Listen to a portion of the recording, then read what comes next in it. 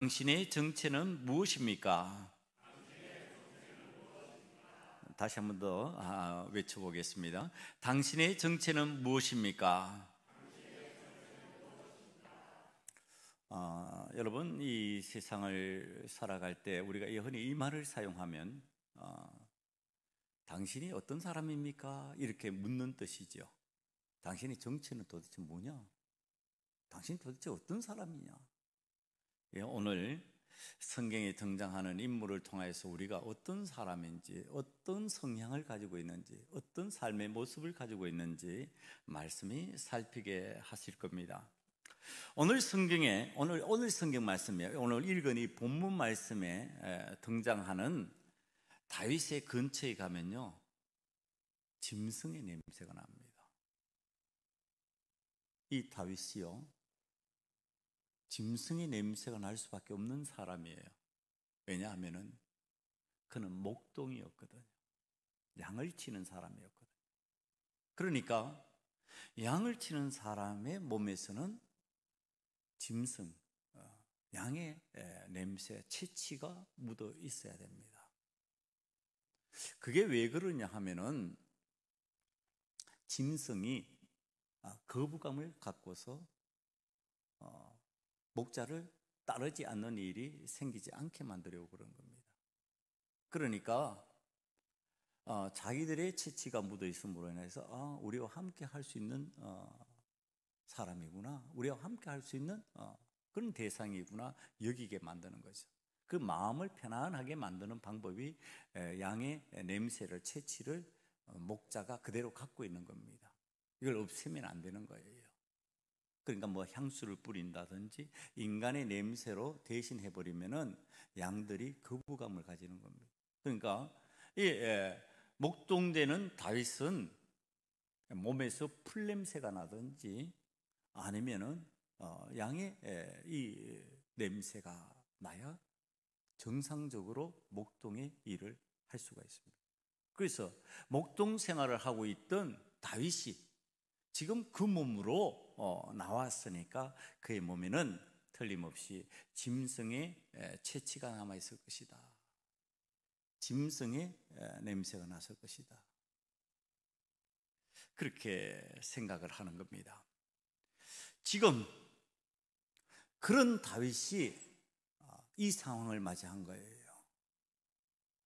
양과 익숙하게 생활하면서 양의 체취를 몸에 가지고 있으면서 습관적으로 그가 알고 있던 거, 느끼고 있던 거, 처음 했던 거, 그게 뭘까요? 내가 그 양과 함께 하려고 하는 의지가 있을 때, 내가 그런 냄새를 내 삶에서 제거해버리지 않고 살아갈 때 양이 나를 따른다예요. 그러면은 지금 내가 여호와 하나님을 믿는 믿음으로 살아가려고 하는데, 여호와 하나님을 의지하고 살아가려고 하는데, 나의 목자 되신 여호와 하나님은 나를 인도하시지 않겠느냐? 내가 믿음으로 하나님의 그 체취를 가지고 있는 사람이라면 하나님께서 지금 나를 인도하실 것이다. 이게 목동으로서 양과 함께 생활했던 다윗이 이미 알고 있고 지금 그와 같은 모습으로 골리앗 앞으로 나가는 겁니다. 그러니까 인간의 세련된 멋, 인간의 세련된 어떤 것들을 지금 가지고 골리앗 앞으로 나가는 게 아니에요.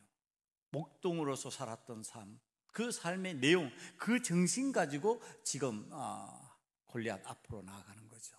그럼 그 반대편에 있는 골리앗은 어떤 모습으로 나왔을까? 이 골리앗은요, 어떤 냄새를 풍기면서 나왔을까요? 아마도 인간의 냄새를 풀풀 풍기면서 나왔을 것이다.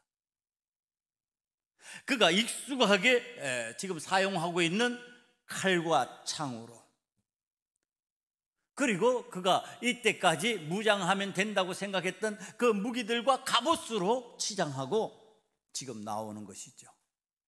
그러니까 이거는 인간 쪽에서 필요하다고 생각하는 것으로 무장한 모습입니다. 인간 쪽에서 이것을 이렇게 하면 좋겠다고 생각하는 의지로 충만한 모습이에요. 그런데 그것을 갖다가 냄새라고 그러지 않습니다. 그걸 냄새라 그러지 않고 사람들이 뭐라고 그러냐면 향기라고 부릅니다. 인간의 향기, 사람의 향기. 지금 그는 자신을 인간의 향기로 무장해서 인간의 것으로 무장해서 지금 나오고 있는 거죠. 한쪽은 짐승의 냄새, 자연의 풀냄새, 그런 것으로 자기의 몸에서 나는 모습으로, 그 삶으로 나오고 있고, 한쪽은 인간이 갖출 수 있는 여러 가지 기능들, 그리고 그것을 표현하면서 인간의 향기로 나오고 있습니다.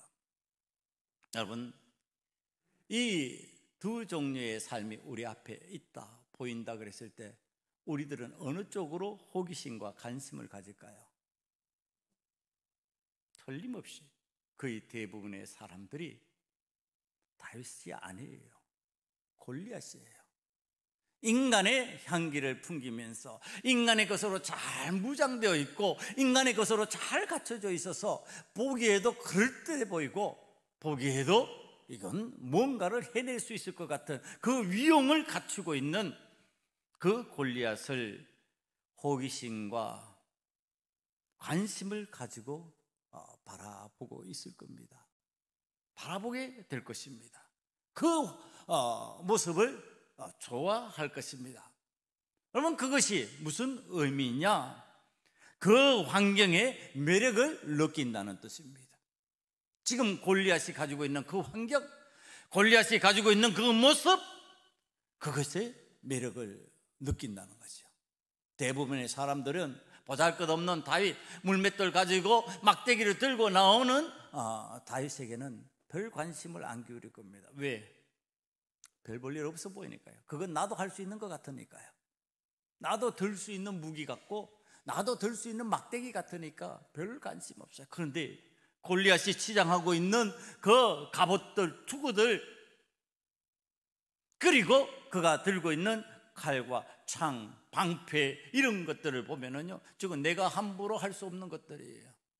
그래서 그것에 대한 아마 관심이, 호기심이 더 많았을 겁니다. 이 골리앗이 가지고 있는 환경, 어떤 것인가 우리들이 잘 알고 있는데 다시 한번 짚어봅니다. 사무엘상 17장 4절에서 7절에 나타나는 모습입니다. 자, 이 골리앗이라고 하는 사람, 키가 6규빗 한 뼘이라고 그렇게 설명을 하고 있습니다.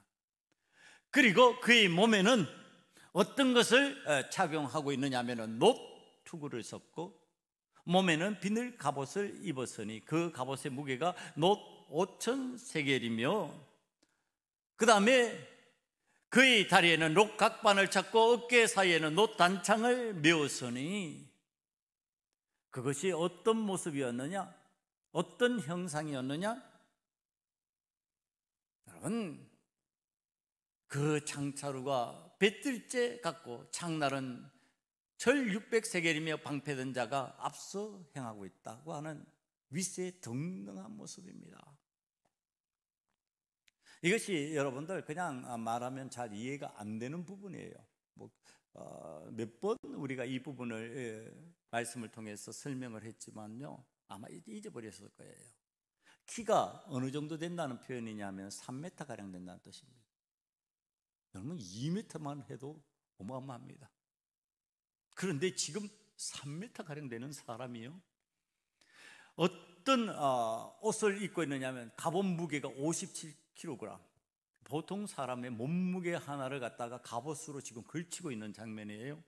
그리고 창자루의 무게를 빼고 창 칼날이 있는 그 윗부분의 무게만 6.8kg이랍니다. 그러니까 창자루까지 합치면 이건 어마어마한 무게예요. 그 다음에 성경이 노철 이런 표현을 하는데요, 이것이 무슨 의미냐 하면은 지금 최첨단 무기라는 뜻입니다. 이 최첨단의 무기를 이스라엘 사람들은 다 갖지 못했어요. 왕 사무엘이나 왕자 요나단 정도만 갖고 있을 정도예요. 그러니까 지금 이건 청동기예요. 노시라고 하는 것은 지금 청동기 문화를 이 블레셋 사람들은 다 누리고 있는 겁니다. 그런데 이스라엘 사람들은요, 지금 다윗이 갖고 나오는 막대기예요. 그러니까 지금 그 문화가 없는 겁니다. 그 최첨단의 모습이 아닌 겁니다. 이런 골리앗은 그 시대를, 그 사회를 살아가는 사람들이 호기심을 가지고 안 보겠냔 말이에요. 이런 사람을. 이야, 대단하다. 그러고서 볼만한 사람이 아니냔 말이에요. 그 다음에 이 골리앗이 등장하면서요, 이스라엘이 그 앞에서 쥐죽은 듯이 침묵을 지키고 숨어버렸어요. 왕으로부터 모든 백성에 이르기까지 쥐죽은 듯이 숨어버렸습니다. 일시에 지금 블레셋이 역전이 된 상황이에요. 전에는 이스라엘의 조롱거리였어요. 그런데 이제 이스라엘을 조롱하는 나라로 지금 그럼 바뀌는 형국이에요. 그럼 바뀐 모습이에요. 이스라엘을 향하여서 큰 소리를 떵떵 치는 그러한 골리앗 앞에 블레셋은 인재 중에 인재다. 자, 이 뒤에 있으면 모든 문제는 해결돼. 이 뒤에 숨어 있으면 염려, 근심할 것 없어. 이렇게 되는 거지요. 여러분, 오늘 우리들이 이 골리앗이 성경에 등장하는 그 고대 이스라엘 사회의 실제적인 현실적인 인물이었다면, 오늘 우리 이 현실을 살아가는 우리의 삶에 현실적인 골리앗은 없을까? 있다는 겁니다. 각자에게 골리앗의 문제로 다가오는 그런 대상이 분명히 있다는 겁니다. 어떤 사람은 기업을 통하여서 그걸 느낄 겁니다. 야, 이런 대단한 능력, 그 앞에서 우리는 어떻게 도전하다가 큰일이나 그 사람의, 그 기업의 대표의 마음을 거스리면 우리는 망해버리는 거야. 우리가 그의 말을 안 들어, 그가 제안하는 것을 거부해, 그럼 큰일이 나는 거지. 우리가 거기에 납품하고 있는데 그 말을 안 들어, 이거 난리가 나는 거지. 죽는 거지. 삶이 끊어져 버리는 거지. 그 앞에서는 골리앗이에요. 그 거대한 기업이 직장으로 들어갔어요.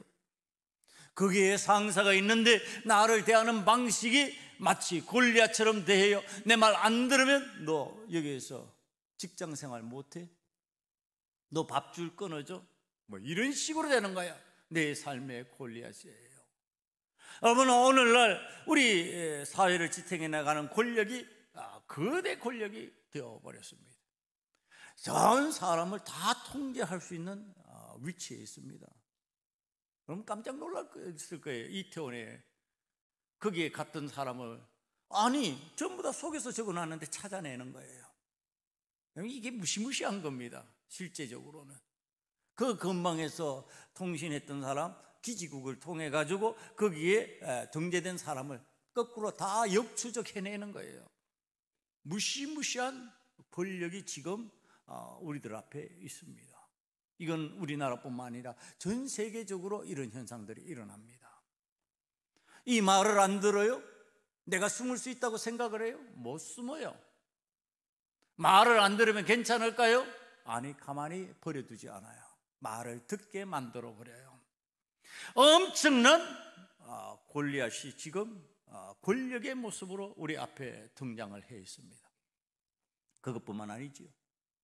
우리가 지금 코로나19를 거치면서 이 전염병이라고 하는 무시무시한 힘을 봅니다. 여러분, 이것에 대해서 제대로 반응하지 않고 그것에 대해서 우리가 철저하게 대응하지 않으면 큰일이 나버릴 것 같은 위기의식을 갖습니다. 벌벌 떨 수밖에 없는 상황이 됩니다. 두려움이 공동체 가운데 임해 있습니다. 우리의 상상을 초월하는 현대판 골리앗은 우리의 삶 깊은 곳까지 들어와 있습니다. 우리의 삶 깊은 곳에 들어와서 우리를 조종하려고 하고 우리를 마음대로 이겨 먹으려고 합니다. 여기에 굴복하면은 이제 골리앗의 종노릇 해야 되는 거지요. 블레셋의 종노릇 해야 되는 거지요. 우리는 이 무서운 세력과 형상을 보면서 두려움만 느낄까? 여러분, 이런 권력들, 이런 기업들, 이런 직장 상사들을 보면서 과연 두려움만 느낄까요? 아니에요. 우리의 마음 한구석을 보면요, 부러워하는 거예요. 야, 나도 저런 기업의 장이 되어봤으면, 나도 저런 직장에 고위직으로 올라가 봤으면, 나도 저런 권력을 한번 잡아봤으면, 나도 저런 어마무시한 영향력을 발휘할 수 있는 사람이 되어봤으면, 이렇게 되는 거죠. 두려움의 마음과 남을 두렵게 만들고 쩔쩔매게 하는 이 상황을 함께 내 속에 갖고 있다는 뜻입니다. 여러분, 이것을 세상에서는 어떻게 표현을 할까요? 세상에서는 이런 마음을 갖다가 사람의 본성이라고 그래요. 사람들은 다 그렇다는 거예요. 그래서 괜찮다, 그런 마음 품어도 괜찮다, 그것을 용인하며 살아가도 괜찮다, 이렇게 말합니다.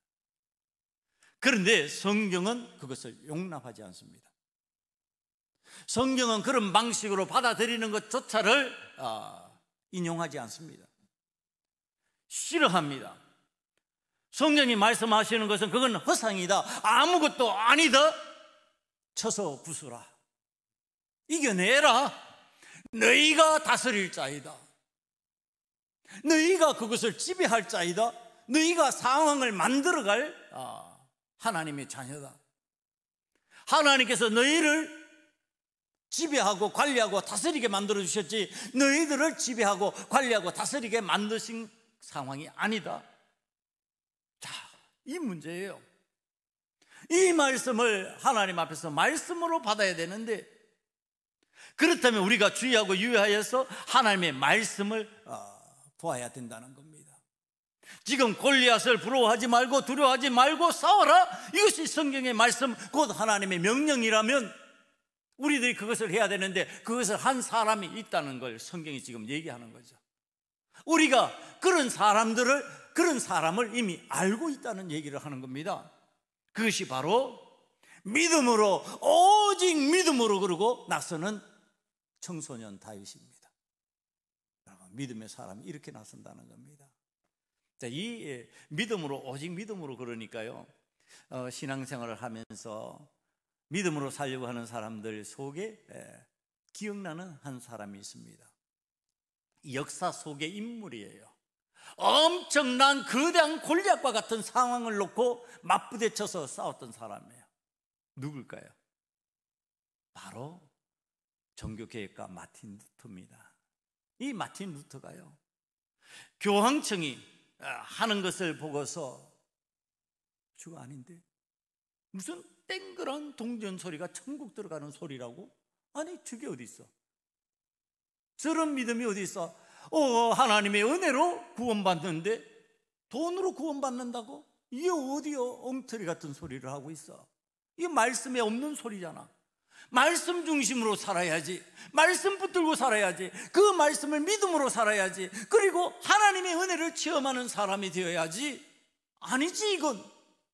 그리고서 훌륭한 배경도 없고 군사도 따르는 무리도 없는, 별로 없는 그 상황에서 이건 아니다고 외치기 시작했습니다. 이것을 반박하기 시작했습니다. 이게 바로 종교개혁입니다. 이 종교개혁의 개혁 정신을 가지고 탄생한 게 오늘의 기독교입니다. 이게 바로 개혁교회입니다. 여러분, 우리 소금언약교회가 바로 그런 정신으로 만들어진 교회입니다. 아무리 거대한 권력이 있을지라도, 아무리 거대한 장애가 있을지라도 하나님이 아니라 하면 아닌 거지. 하나님께서 기뻐하시지 않으면 못하는 거지. 그리고서 한 사람 한 사람이 다윗의 정신으로 골리앗 앞에 서듯이 한 사람 한 사람이 이 개혁의 마틴 루더처럼 하나님 앞에서 믿음으로 한번 해보겠습니다. 이렇게 된 것이 바로 하나님의 교회의 사람들, 저와 여러분들이라는 겁니다. 오늘 우리 소금언약교회 성도는 다윗이 되어서 일어나야 된다고 하는 사실, 오늘 현재 마틴 루터가 되어서 하나님이 원하시는 방법으로 우리의 삶에 침투하고 있는 거대한 골리앗을 맞상대할 수 있는 하나님의 사람으로 일어나야 된다고 하는 사실, 그래서 전염병, 코로나19와 같은 그러한 것들이 우리 삶 속에 들어올지라도 오직 믿음으로 이 공포를 이겨내고 하나님께서 원하시는 그 일을 감당해야 된다고 하는 사실을 오늘 말씀이 가르쳐 주고 있다는 겁니다. 사랑하는 성도 여러분, 이 마틴 루터가요, 작곡에서 부른 찬송이 있어요. 우리가 잘 아는 찬송이에요. 찬송가 585장인데요 내주는 강한 성이요 방패와 병기 되시니 그 난란에서 우리를 구하여 내시리로다. 옛 원수 마귀는 이때도 힘을 써 모략과 건세로 무기를 삼으니 천하에 누가 당하랴. 마귀가 전면에서 역사한다는 거예요. 골리앗인 줄 알았던데 지금 이 마틴 루터가 해석하는 것은요, 거대한 교황청이 아니에요. 거대한 골리앗이 아니에요. 그 뒤에 누가 있다고요? 마귀가 있다고요. 거대함 속에, 무너질 것 같지 않은 그 위험과 위험 속에 뭐가 있다고요? 마귀가 있다, 이렇게 얘기를 하는 겁니다. 그런데 어떻게 하면 된다고요? 내 힘만 의지할 때는 피한다는 거예요. 내 힘만으로 안 된다는 겁니다. 날 대신하여 싸워주시는 장수가 있는데 그가 바로 예수 그리스도 만군의 주라는 겁니다. 그분을 누가 당하겠느냐? 마귀가 당하겠느냐? 겁내지 말고 진리로 이기라. 진리로 나가 싸우라. 예수 그리스도가 우리를 도우신다. 우리와 함께 하신다. 진리는 살아서 그 나라가 영원하게 될 것이다. 그렇게 말씀하시는 겁니다. 여러분, 오늘 하나님께서 쓰시는 용사 다윗이 오늘 소금 언약교회 성도들을 향하여서 말합니다. 사무엘상 17장 34절 35절에 나오는 내용입니다. 내가 경험한 하나님은 내가 양을 지키기 위하여 사나운 들짐승과 싸울 때 내게 힘을 주셨다. 사자와 곰도 턱을 잡고 때려잡은 적이 있다. 나는 하나님을 믿는다. 하나님의 군대와 하나님을 모욕하는 저 거인 골리앗, 자신의 덩치와 체력만 믿고 나오는 저 짐승 같은 삶, 사자와 곰보다 무시무시한 형상이라 할지라도 하나님께서 나와 함께 하시면 내가 이길 수 있다. 전쟁의 승리는 여호와 하나님께 달려있다. 여러분, 이게 다윗이 외치고요, 우리 소금언약교회 성도들에게 외치라고 하는 소리입니다. 다윗은 거대한 골리앗을 부러워하는 것이 아니라 무시해버렸어요. 저까지 것 덩치 크다고 해서 별거 아니야. 덩치가 크면은 표적도 큰 거지, 이렇게 되는 것이. 덩치가 커지면 그렇잖아요. 아무데나 던져도 맞아. 어디 던져도 맞을 거 아니냔 말이야. 덩치가 크니까. 덩치가 작으면 안 맞을 건데 덩치가 커서 내가 던지는 것 어떤 것도 맞을 수밖에 없게 돼 있어. 이렇게 되는 거지요. 무시해버리는 거예요. 도리어 조롱하는 거예요. 너 하나님께서 가만히 안 놔두셔. 나의 하나님께서 너를 상대하실 거야. 너까지 거 별거 아니야. 지금 하나님 앞에서 우리의 삶에 침투해 들어오고 있는 골리앗과 같은 그러한 거대한 것이 내 삶을 두렵게 하고 염려하고 근심하게 만들 때 그렇게 선포하라는 겁니다. 너까지 것 아무것도 아니야. 너 나를 두렵게 하려고 그러는데, 나를 염려하게 만들려고 그러는데 나 염려 안 할 거야. 나 두렵지 않아. 하나님께서 나와 함께 하신대. 주께서 나와 함께 하신대. 내가 승리하게 된대. 여러분, 이 소년 다윗이 나왔을 때요, 주변 사람들이 어떤 마음이었어요? 야, 이제 그 청소년 다윗 큰일 났다. 주 나간다고 그러는데 뭐 모르고 나간다고 그러는데 그 형들부터 그러잖아요. 형제들부터. 아니, 주게 정신이 있냐? 우리들도 가만히 있는데 지가 우리보다도 어린 것이, 아니 뭐 어디에서, 우리는 전쟁의 경험도 있는데 전쟁의 경험도 없는 것이 어디 나간다고? 지금 큰일 났어. 어떡하지? 야, 그래도 우리가 좀 보호해 주자. 여러분, 우리 교회가 다윗의 모습으로 나아가려고 하면 어떻게 말할까요? 지치 교회 죽었다. 골리앗 같은 것이 있는데, 아니 저 교회 힘으로 뭘 어떻게 할 수 있다고? 저 교회가 뭘 할 수 있다고? 코로나19를 경험하면서 우리를 위해서 걱정해 줍니다. 구청이. 아이고 예배 드린다는데 이거 어떡하냐? 우리가 가서 소독 좀 해주자. 구청이 나와서 소독해 줬어요. 예? 구청이 소독해 주더라고요, 우리 교회를. 자, 그리고 손소독제도 선물로 갖다 줍니다. 이거 손소독제 우리가 이미 다 갖추고 있는데도 갖다 주고 있어요. 이거 쓰시면서 하세요. 혹이나 어떻게 되면 어떡합니까? 난리 나지 않습니까? 이게 지금 다윗에게 씌우는 투구와 갑옷이에요. 투구와 갑옷을 썼는데 어떻게 해요? 어색하잖아요. 투구를 썼는데 얼마나 어색해요. 갑옷이 익숙하지 않아요. 이때까지 다윗은 그런 삶을 살아보지 않았어요. 그렇게 해보지 않았어요. 갑자기 투구를 쓰니까, 갑자기 갑옷을 입으니까, 갑자기 칼을 드니까 어색해요. 너무 어색해요. 그런데 세상은 염려해서 우리 보고 투구를 써랍니다. 우리에게 갑옷을 입으라고 그럽니다. 우리에게 칼을 들라고 그럽니다. 지금 주변에서 미워서 그러는 게 아니에요. 염려해서 그러는 마음이 있어요. 그런데 그게 과연 우리에게 맞냐는 거예요. 그런 방식으로 살지 않는 교회에 맞냐는 거예요. 그래서 다윗이 그것을 벗어 던졌습니다. 17장 39절에 보니까 다윗이 그것을 던져버리는 거예요.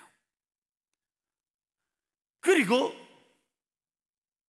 그 상황을 성경이 표현했을 때 우리는 이것에 대해서 좀 유의해야 됩니다. 무시하지 말아야 됩니다. 다윗이 그냥 싫어서 벗어 던졌구나. 단순히 그것이 아니에요. 이것은 성경 말씀이 가르쳐주는 아주 중요한 결단입니다.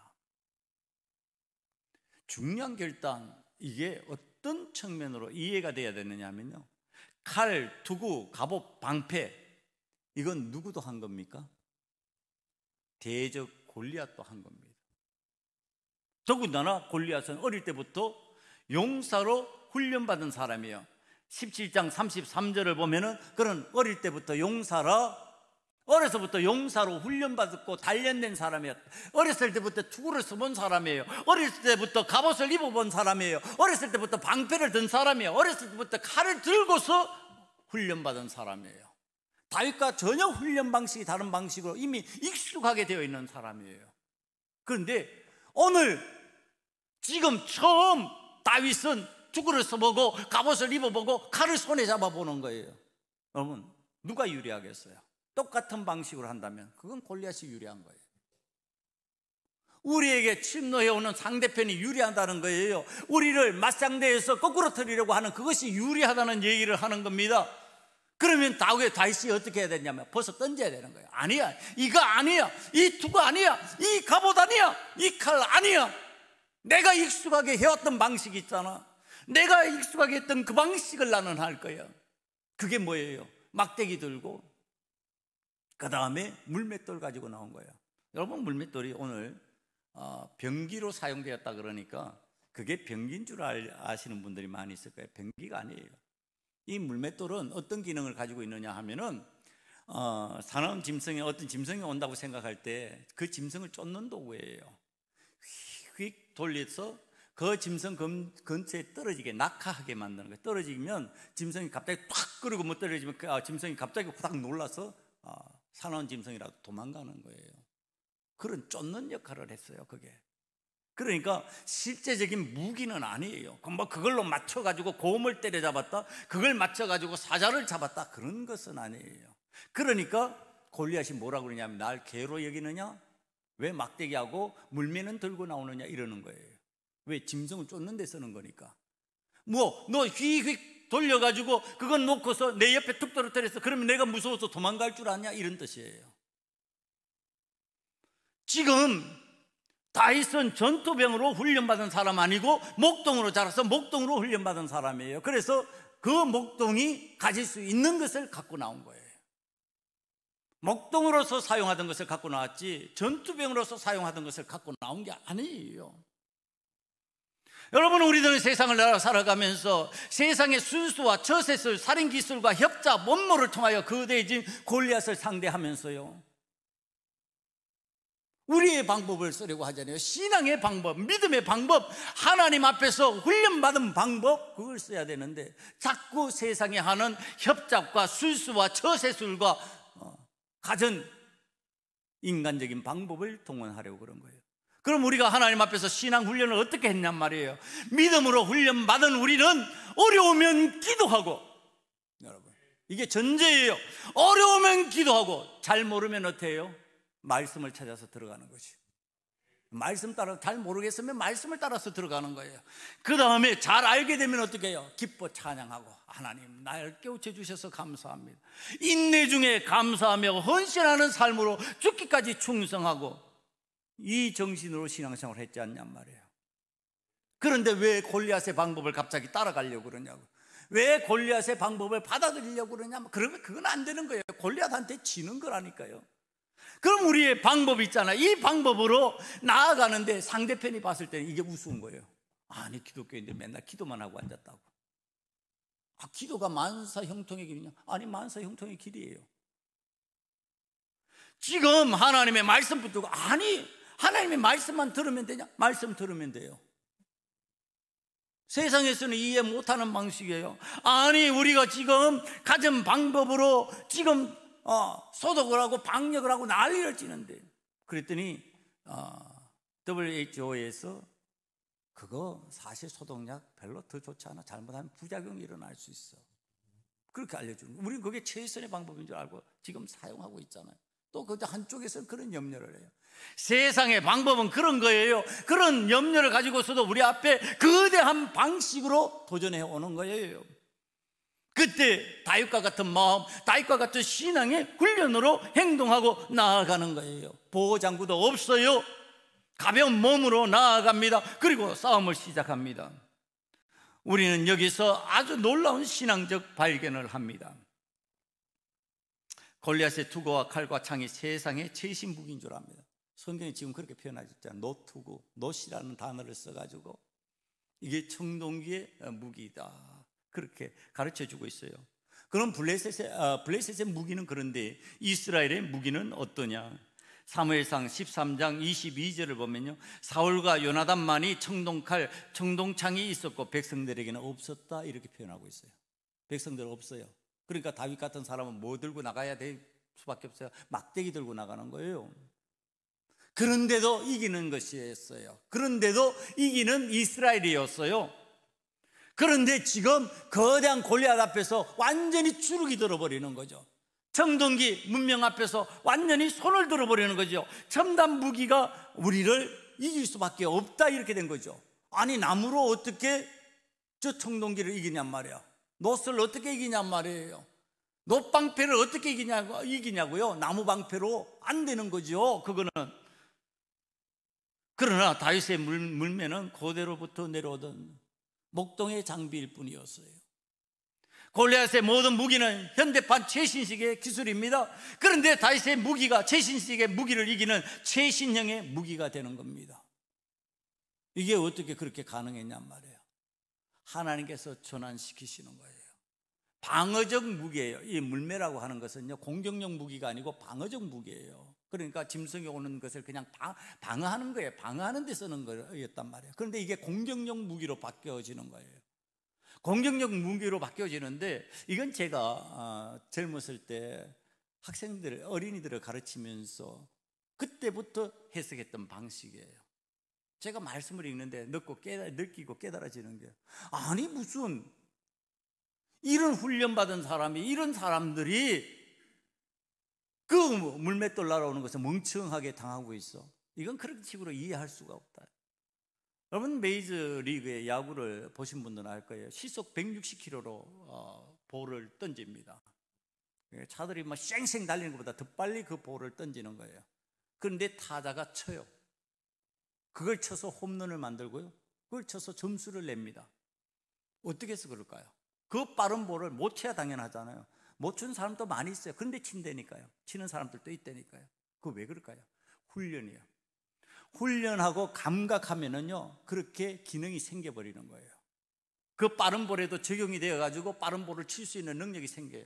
그럼 어릴 때부터 용사로 자란 사람이, 전쟁에서 무수한 훈련을 한 사람이, 이 사람이 멍청하게 지금 물맷돌 돌리는데 그래 구경하다 넉놓고 그것을 맞는다? 여러분, 그렇지 않아요. 안 맞게 되어 있어요. 피하게 되어 있어요. 그런데도 맞았다. 이유는 딱 하나밖에 없어요. 하나님께서 그 시간에 붙잡으셨다. 그 시간은 정지해버린 거예요. 정지된 시간이 되는 걸 갖다가 우리는 뭐라고 그래요? 죽음이라고 그런 거예요. 그때 이미 죽은 거예요. 그때 이미 그는 하나님 앞에서, 자, 믿음의 사람을 통해서 역사하시는 장면을 하나님께서 다윗을 통해서 보여주신 것뿐이지 이미 그는 그 순간에 죽어버린 거예요.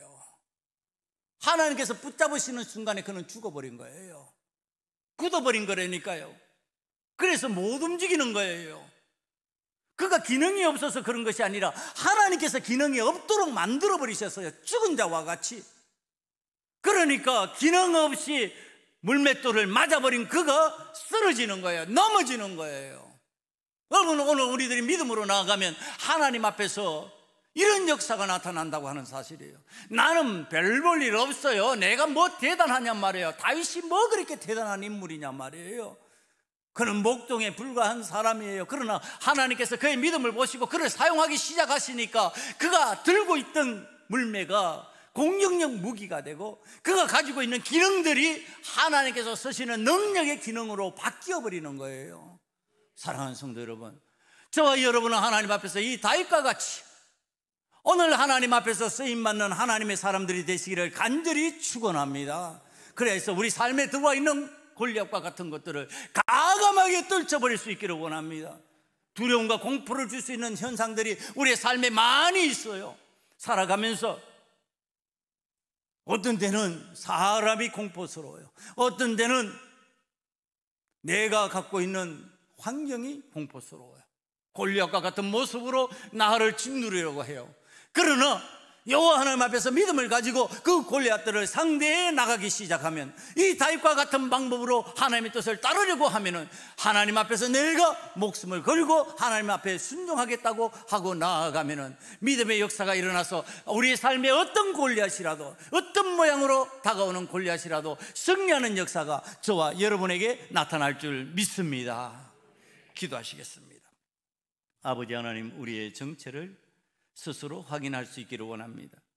우리의 정체가 골리앗을 우리의 삶에서 좋아하고 그것을 따르려고 하는 그러한 모습이 있었다면 이제는 하나님 앞에서 결단하고 다윗과 같이 믿음으로 하나님을 기쁘시게 하는 자가 되기를 원합니다. 믿음으로 나아가 승리하는 자가 되기를 원합니다. 믿음으로 나아가 하나님의 영광을 드러내는 자가 되기를 원합니다.